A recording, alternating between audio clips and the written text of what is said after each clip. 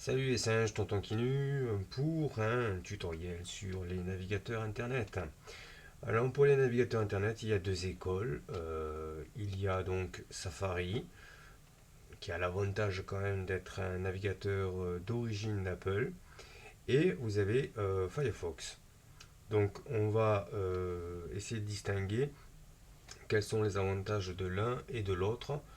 Je dirais que pour ce qui concerne Firefox, il est intéressant, son point fort, c'est effectivement les plugins. Navigateur open source, quand même assez rapide, peut-être moins rapide que Chrome, mais Chrome beaucoup moins customisé et customisable par les plugins. Safari, son point fort à lui, c'est qu'il est d'origine déjà monté sur votre Mac et Firefox sur le nombre des plugins. Vous avez aussi Opera qui est pas mal, mais qui nécessite quand même pas mal de connaissances et de customisation.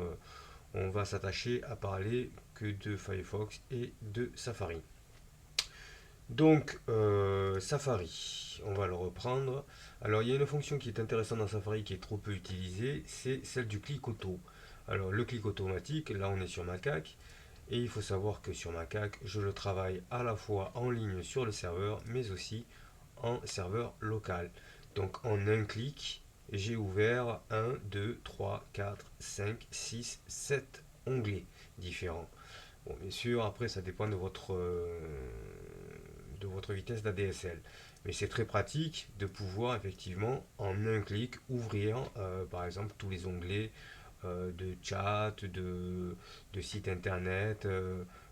Par exemple là pour le Mac, eh ben, d'un coup en un clic, Mac Bidouille, Mac Génération, Mac Forever, Journal du Mac, Logiciel Mac, Enigma Group et Newbies Contest.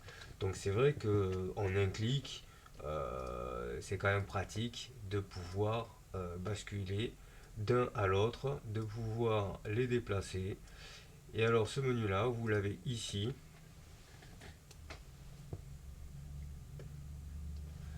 Là, vous avez vos dossiers.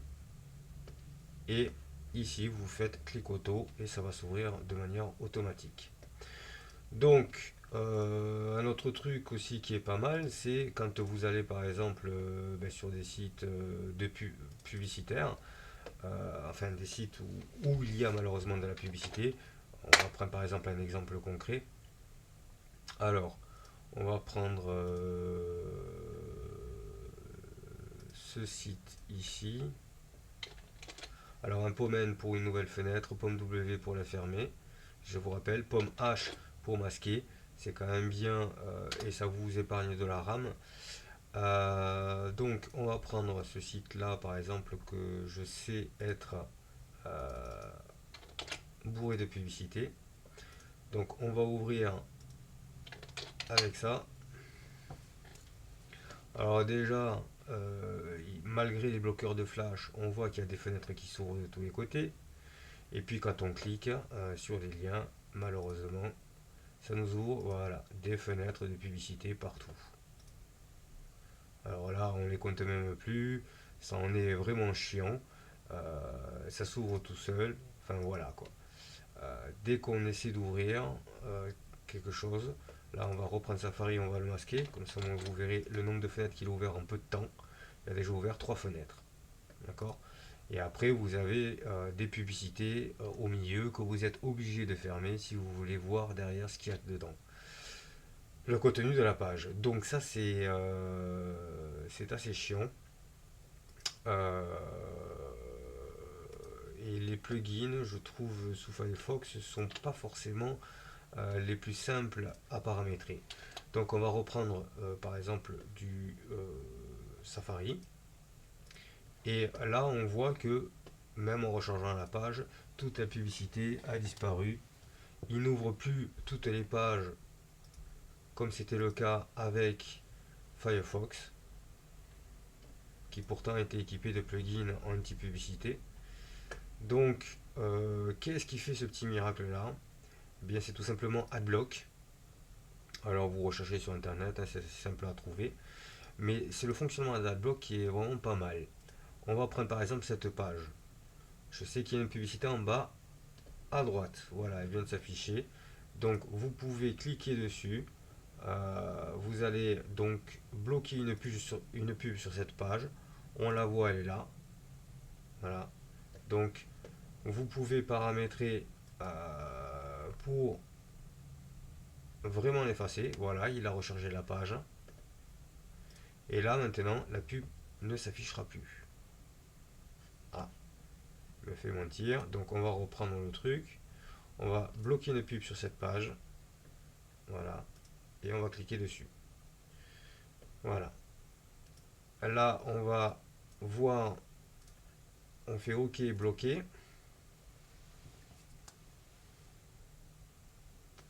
Il rechargera la page immédiatement. Et on voit que le cadre blanc il y est encore. Allez, si ça veut bien. Décidément aujourd'hui rien ne va plus.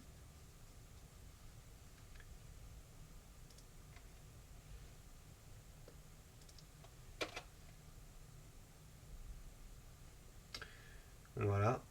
Donc on voit que le cadre y est toujours. Vous pouvez donc toujours bloquer la pub. Et vous cliquez dessus.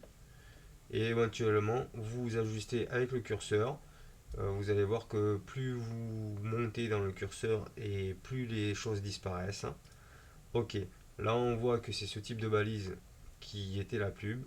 On bloque, il recharge la page et c'est fini, le cadre a disparu. Alors l'option qui est intéressante, c'est ici.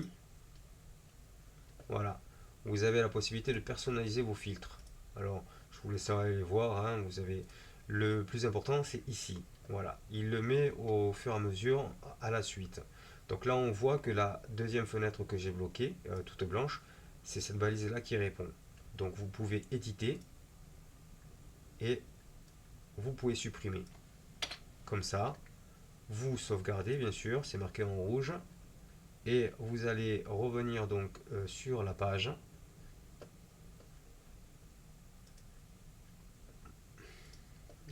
C'était laquelle déjà? Voilà. Et si je redescends, le cadre blanc il réapparaît. Voilà. Vachement intéressant ce niveau-là. Ensuite, vous parachevez la fermeture de tous les. L'empêchement de l'ouverture des nouvelles fenêtres avec Glimmer Blocker, donc facile à trouver sur internet. Vous allez l'activer et ensuite vous avez un dernier qui s'appelle donc Click to Flash. Pour ce Click to Flash en fait permet d'éviter de télécharger dans les pages les modules flash. Les modules flash apparaissent en blanc, ils ne se chargent pas. Ça vous fait gagner donc de la bande passante d'une part, ça vous évite de la pub et ces trois méthodes anti-pub qui sont conjuguées entre elles vous permettent d'avoir une navigation à la fois plus rapide, puisque vous n'êtes pas sans savoir que lorsque vous chargez des pubs, ben, c'est de la bande passante en moins pour vous, et donc du temps en plus de téléchargement d'une page. Donc ça a l'air de rien tout ça, mais au fur et à mesure, la pub a tendance à vraiment croître sur tous les sites internet. Quand vous consultez des sites de manière régulière, vous pouvez bloquer, surtout si vous êtes en nomade, le chargement de certains modules qui vous permettra de naviguer encore plus confortablement parce que plus rapidement. Un dernier, dernières petites informations. On va pour Safari et il existe même pour Firefox faire une recherche. Alors on va faire une petite recherche. Quand vous descendez une page, vous êtes obligé normalement de cliquer sur le 1, sur le 2 pour changer la page. Là, vous scrollez et en fait, vous passez, elle se charge automatiquement les pages. Ça vous évite d'avoir à cliquer, d'attendre le chargement de la page, de redescendre. Là, en fait, à peine vous êtes arrivé à la moitié d'une page qui continue à charger la page suivante, ce qui vous fait gagner un gain de temps énorme. Pareil, quand vous cliquez ici dans une page et vous avez recherché Globe par exemple, vous faites un petit pomme F et voilà le Globe dans les longues pages, ça peut toujours servir. Voilà. Donc, alors ce plugin s'appelle Auto Pagerize. Voilà. Donc il est vraiment fantastique, il vous fait gagner du temps. Je vous invite donc à le télécharger pour Safari et pour Firefox bien sûr. La dernière des petites choses, c'est voilà, un petit raccourci.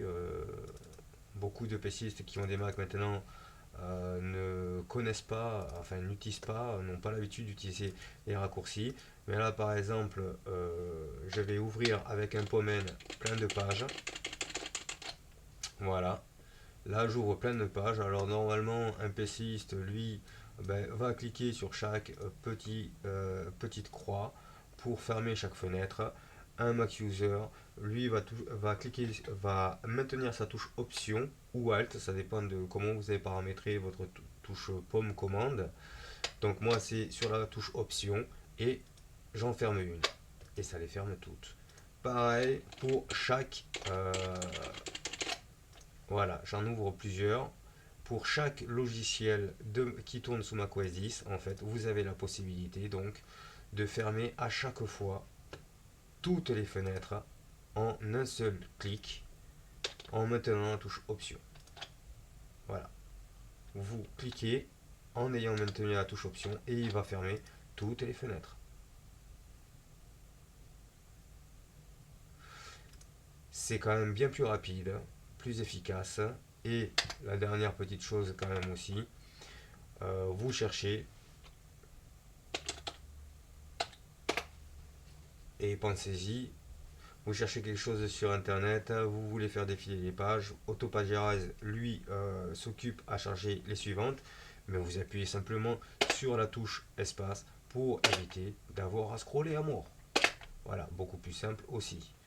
Voilà, c'était Tonton Kinu, un tuto de macaque.fr. À bientôt. Putain tonton qui nu. Il est pas content tuto.